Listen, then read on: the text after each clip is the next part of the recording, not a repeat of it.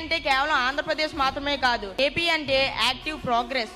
పోలవరం లాంటి జాతీయ ప్రాజెక్టును, అమరావతి లాంటి రాజధానిని పూర్తి చేస్తున్న రాష్ట్రం మనది. ఇది మనకు ఎంతో గర్వకారణం.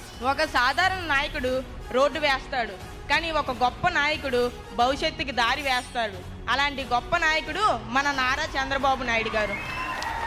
1995లో కంప్యూటర్ అంటే తెలియని రోజుల్లో హైదరాబాద్ను సైబరాబాద్గా మార్చిన గొప్ప నాయకుడు. ఇప్పుడు లక్షల మంది యువతకు ఐటీలో ఉద్యోగాలు వచ్చాయంటే దానికి కారణం చంద్రబాబు గారే. ఇప్పుడు భారతదేశంలో మొట్టమొదటిసారి అమరావతిలో క్వాంటమ్ వ్యాలీని కడుతున్నారు. ఒక క్వాంటమ్ కంప్యూటర్ సాధారణ కంప్యూటర్ కంటే 1000 రెట్లు వేగంగా పనిచేస్తుంది. హైదరాబాద్ను సైబరాబాద్గా మార్చినట్టు ఇప్పుడు మన అమరావతిని క్వాంటమ్ వ్యాలీగా మార్చనున్నారు.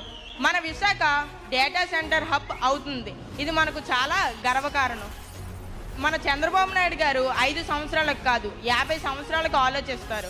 అందుకే ఆయనను విజనరీ ఆఫ్ ఇండియా అని అన్నారు.